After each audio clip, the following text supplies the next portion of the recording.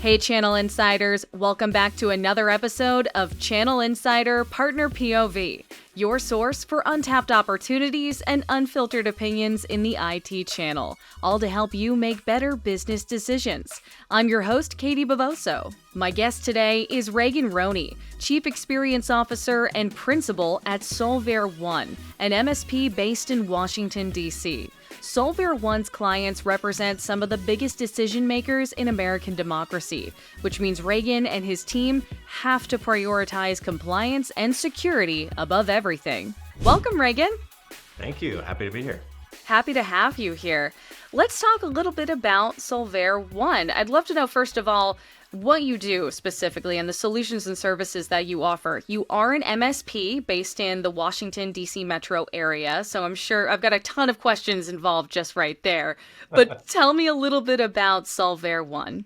We are a family-owned business. It's two of my brothers and myself. We've been in the IT industry, if you will, since the early 2000s. First started on the Hill supporting members of Congress, primarily folks in the House of Representatives on both sides of the aisle, and then their various district offices throughout the U.S., America, Samoa, Puerto Rico. A few years after we kind of got that going, we decided to go into the private sector, a lot with the mindset of trying to give that white glove level support to folks in the private sector and diversifying our portfolio a little bit, and started working with a lot of different verticals, be it nonprofits, associations, medical groups, and what have you. What is it like working with your brothers, with your family? Is there ever a point where you say, all right, we got to walk away from this situation real quick because I don't know who I'm arguing with, my business partner or my brother? Sure. I mean, it's a catch-22, right? We all know each other extremely well. We all have a lot of passion for what we're doing and we care.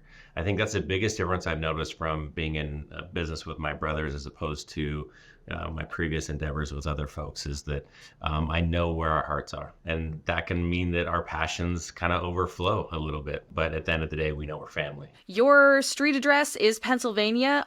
Is the president casually one of your neighbors? Yeah, if we get lost, right? So we have our DC address, obviously because of our presence in the district. Corporate is located by the Dulles Airport, and that's primarily where most of us are, where I operate out of on a regular basis. But yeah, it's interesting the different motorcades I run into on a daily basis when I go through DC and how it can make me late for meetings. But people generally understand that if the president or any other elected official gets in our way, that if we're late for that, it's okay. Obviously, in Washington, D.C., that's where the majority of decisions are made for the U.S. So are there any specific threats, problems, challenges, issues that you see arise when it comes to working with businesses in the D.C. metro area? Do they require anything unique from an MSP? Great question. I think because we're in this environment and we have the clientele and partners that we have to be very in tune with the security, cyber threats, and compliance that exist. One of our biggest verticals is government contractors.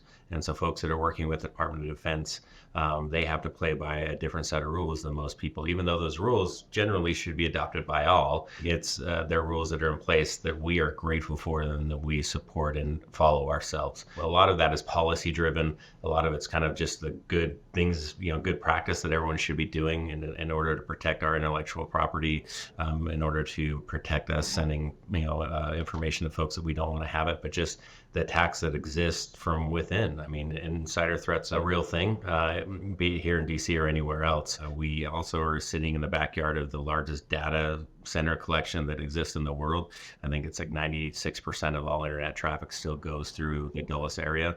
And so we have to be mindful of that. So I know that there are a lot of targets, various targets as they may be, that are on us and on our clients, and that makes us sharper. Are you able to give me an idea of who your clients are? I'm trying to paint more of a picture. Is it senators? Is it representatives? Is it their offices? Is it ones adjacent to them, like you said, government contractors? Who are we looking at as far as the clients in the government side that you serve? Yeah, on the government side, it's primarily folks in the House of Representatives, and they're both sides of the aisle. We're pro-capitalists, and we love, supporting our country, and we want everybody to do well, especially when it comes to our government. Getting in the government contracting side, obviously, most of them are Department of Defense, so a lot of those type of clients are focusing on, whether it's software tools or logistics tools or even making things for fighter jets and what have you. Those are the clients that we target. And unfortunately, I can't mention their names because, of course, we want to keep them that protected. It helps when, when you're trying to not only tell your kids what you do, but frankly, just on the day-to-day to know that we are trying to and know genuinely that our partners are trying to do good in the world. We do have some folks that are in the nonprofit side that are pretty big out here, like Gavi, which is the Vaccine Alliance that promotes vaccinations in third world countries. We're very proud to be a part of working with them. Partnership for Healthier America, they push and sponsor schools and organizations to provide healthy lunches for kids. We really do research our partnerships and try to see how being together can be successful on both sides of the fence. And so we're very proud of our partners that we have and grateful to be working with them. I would just tell my kids I'm a secret agent.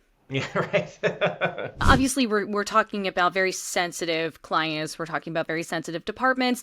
And with government contractors, there is a lot of overhead that you have to consider with those regulations, like the CMMC 2.0 regulations, which are actively rolling out right now. What does your process look like for taking on new clients because of those regulations and compliance frameworks that you have to go through? That's a great question. I think for us, it's trying to understand the mindset of the potential partner and how they're looking at it, whether they're looking at, oh, this is a burden that we have to do, or they actually think it's the right thing to do. Believe it or not, right there makes a big difference. Because if we're trying to convince partners to do the right thing, then it's going to be a battle all the way through, because compliance isn't a here today, gone tomorrow. It's a here forever type of a thing. And everyone has to be aware of that. And we all have to be working towards that culture. And it is a culture shift.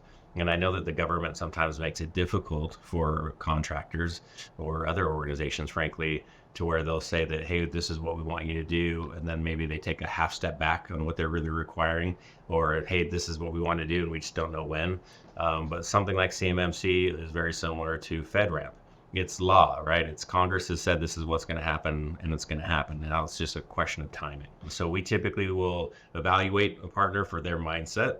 And then we do gap assessments of where they are and where we need to take them. And we begin the process and edify what's going on and why it even exists. We want everyone to understand that these rules, regulations, this compliance is here for our protection, and not just our individual protection, but really the country's protection.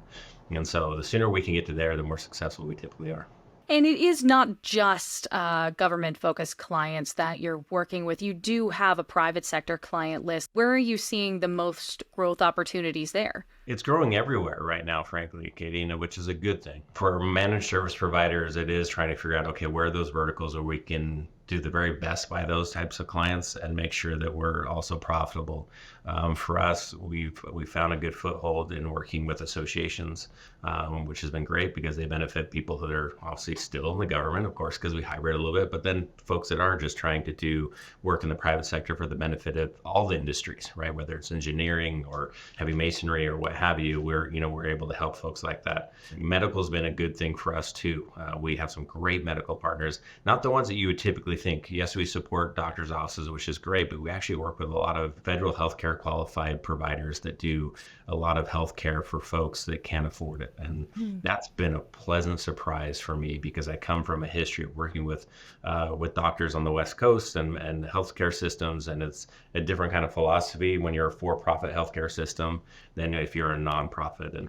And so we've been doing a lot on the medical side, and we've kind of transferred the policies and procedures that not only exist in HIPAA, but also CMMC to their everyday life and to how they conduct business, because marrying the two together creates even a more secure environment, not only for how they conduct business, but for the patients themselves. So we've really enjoyed that. And of course, law firms get excited about working with managed service providers, but the offering's a little bit different. And I think that's what kind of still makes Solvere One unique is we really haven't said, hey, here's our box and these are the only people we play with in the only industries. Is we still customize our offering with folks. And with law firms, we do a lot of co-managed IT. So typically they have CIOs and CTOs, and then we work to support or augment what they have. There's, I think, more organizations on the private sector are more open to not looking at us as a threat, but rather as a part of the team. And in an environment where tech talent is at a premium, organizations really do have to look at people like us because we typically provide the support, the training, and the resources, and even the breadth of knowledge way beyond what they ever could do with an in-house IT department. Yeah, let's talk about that tech talent shortage. In a report published by Gartner last year, Gartner predicts that by 2025, lack of talent or human failure will be responsible for over half of significant cyber incidents, which is terrifying. That just means there aren't enough eyes on the board to be able to keep us safe just with the way things are going. With that said, how are you staying ahead of the cybersecurity talent shortage? And perhaps even more importantly, how are you helping your customers stay ahead of it? Especially being in the DC metro, it's a little more difficult because there are a lot of companies that not only do what we do, but are in the tech sector, right? And there are a lot of big companies. And so they're going after the same talent pool we are. Where we can kind of be different for those folks is that we offer a better culture here as a company. We don't have any ceilings on top of the folks who join us. In fact, whether their last name is the same as mine or not, we treat them like family. That being said, especially when we're working on contracts that may be cleared contracts or secure contracts, there's only that pool gets even smaller, and we're all still trying to figure out how we can best get those folks and get them trained up. What we've learned through the years is that the tech part can be taught, right? If someone's willing to learn how to, work with a switch or learn how to use Wi-Fi devices or what have you, or even do customer service on the help desk. It's the customer service piece where they can interact with individuals has been the biggest struggle, frankly, and finding people who are comfortable with talking with others, not just via text or via ticket, but on the phone or in person. And so finding folks that actually have a customer service experience has been hard, but when you find them, they're spectacular. And they want to be tutored, they want to be mentored, and they want to have the opportunity to grow the way they want to.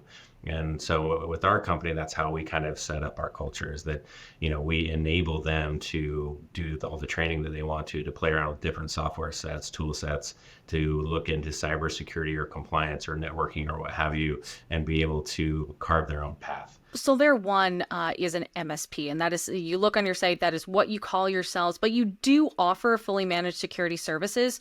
So where's the differ in not calling yourselves an MSSP? Do you have your own SOC or do you outsource for that? And there's the difference, Aha. right? Yeah, I believe that to be a true managed security service provider, that you should have your own SOC. And that you're managing that, you're training people for that, and you're eyes on glass. For us, we like our role as being a partner on the managed services side because it does enable us to cover everything as a consultant. And I think that's where we made some really good decisions at the beginning of our company is that we looked at technology where it was going back then, where cloud was the buzzword, and look at it as what's life like as a consultant to these partners that we have rather than, hey, we are everything here in this department and we just do these things. And we took that on and we look at things that way. And so we leverage partners. I love leveraging partners that are better at doing things than I am, and I'm okay with that. For us, it's critical to be partnered with vendors that we trust. And usually that starts with vendors who offer channel-only services. There have been times that we partnered with folks that were direct sale side vendors and worked within the channel. And we've been burned a few times, right? Where they promised they would never contact our clients and they promised they wouldn't do certain things and they did. And that's not a partnership for us.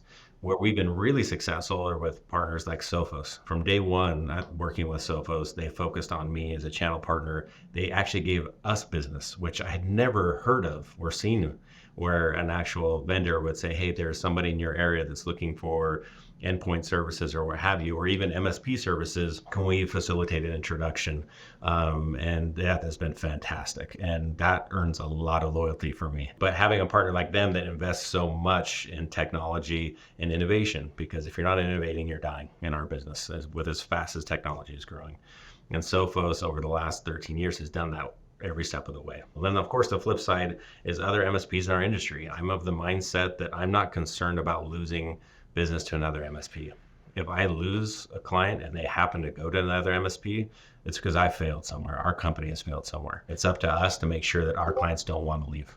And the way that they don't want to leave is if we're doing our job and we're exceeding expectations. How are you focusing on cybersecurity in 2024 and either using artificial intelligence or knowing that it is going to be used by your clients and still keeping them compliant? The reality is that it's kind of out of the box now, right? So machine learning through Copilot, OpenAI, or even Gemini and all that type of stuff, it's here. Governments are going to try to put some guardrails around it, but it's hard to kind of put that genie back in the box. But some things should and could be done. How it applies to us, any new technology, frankly, we're going to test it first. We're going to understand where information is. We try to understand the compliance of things. I think some of the big vendors and even distributors are surprised that a lot of us managed service providers aren't running to using Copilot and implementing it into our client's stack of tools. And the reason for it is that Microsoft isn't promising us yet where that information is going to go, or even if we can say, well, we want this information to go into FedRAMP, or we want this to stay here. And until they do, we're not going to use it. Right? Right now, they're only committing to GDPR type of compliance, which doesn't do me any good in the United States. There have to be some very clear policies, and that's the key word when it comes to security. It really isn't as much the big firewalls or tools that you put in place as policies and procedures, right? The human is the biggest risk factor in anything that we do. It has to be clear from ownership or management what you can and cannot do with something like OpenAI or with ChatGPT or what have you, and making sure that people are very clear with understanding the risks that are associated with it. Now, AI, to answer your earlier question about how are we going to work against the nefarious folks in the world that are using it already, right? We are behind the eight ball when it comes to those who want to harm us. That's just the reality. You listen to anything that Director Wray says from the FBI, and it is very clear that they are not light years, but close-ish to light years ahead of us when it comes to that. So we are going to need to rely on machine learning AI to be able to help us thwart those efforts. Where we used to be able to teach people, like, here's a phishing email, look, you can see the obvious errors, whether it was language or that didn't make any sense or spelling or what have you. With AI, with machine learning, they're getting perfect emails now, right? And they're coming through. We have to actually be that much further ahead in our training to show people the other differences that stick out in order to protect our environments, and using tools to kind of help thwart that. It's going to make up for the gap, in my opinion, with the talent pool, because again, I don't think any of us really want to trust the computers 100%, nor should we, but we can trust that if there's a human involved up to maybe 75, 80%, and then computers help fill in the rest, I think we'll kind of be in a good spot. And I think that's what's going to help us long-term when it comes to using these artificial intelligence machine learning tools. How does that impact you taking on clients that are using things like ChatGPT and some of these more mainstream options for using AI? We have to be aware of the risk for us as MSPs and anything that we do. And as much as I love to say every client and partner listens to everything that we do and does everything that we say, that's not reality. So what we have to do is we have to create a risk acceptance form, right? Or anything that alleviates us the responsibility that any tool could possibly cause us. If someone were to come saying, hey, we're using Microsoft Copilot, I would want to know what policies they have in place, if they have them at all. If they say, yes, we have it, but HR understands that you can't put names, social security numbers, or medical information, or accounting knows that they can't do this, this, and that. I'm more inclined to take them on as a partner and then just limit our risk, saying that because we don't know where the information is being stored, you're not going to hold Solvere being liable for it, right? So now someone will say, oh, we have every tool and we let them do whatever they want, right? And there are people that do that. Then yeah, we're probably not going to have that partnership, because I don't want the risk, because at the end of the day, it's not just about that company. It's how the actions of that company can affect all of us. And we see that every time a big organization, whether it's healthcare, fuel, oil, what have you, gets taken down by these nefarious folks, it affects all of us. Last question today, Reagan, would just be, I know that Solvere One has a lot of focus on the community. What philanthropy initiatives do you have in 2024? Oh, now you're actually pulling at my heartstrings. Jeez. Our heart is geared towards being better humans and trying to make life better for everybody. So we focus a lot with the American Red Cross. We hold regular blood drives. We focus with the local food pantries, which has been great. We worked with Make-A-Wish Foundation. Our goal this year is to have over 1,000 hours of community service from our company. And I think we're going to blow that out of the water, and we're only 3 months in. So we have a golf tournament that's coming up on May 3rd. And I'm still looking for corporate sponsors to help us out with that, to raise money for the Dulles South Food Pantry. And if anyone wants to help out with that, they can definitely reach out. I'll even give you my personal number for that. Oh my goodness, my heart. Reagan, it's been such a pleasure talking to you today, and I so appreciate all of your viewpoints, your experience, and your stories that you get to share with us. If we want to reach out to Solvere One and get involved, what can we do? How can we reach you? Find me on LinkedIn. Really easy there. I tend to pop up a bunch. but obviously we're reaching out through our website. It's www.solvereone.com, Solvere One. Thanks again to my guest Reagan for joining me today, and thank you for watching or listening. You can check out all episodes of Channel Insider Partner POV on our website, channelinsider.com, or watch on our YouTube page at channelinsider_news and trends. You can also listen to the podcast format on your preferred podcast listening platform. Don't forget to like, subscribe, and follow wherever possible to never miss an episode. We put out a new video and podcast every week. Once again, I'm Katie Bavoso, and I'll see you next time.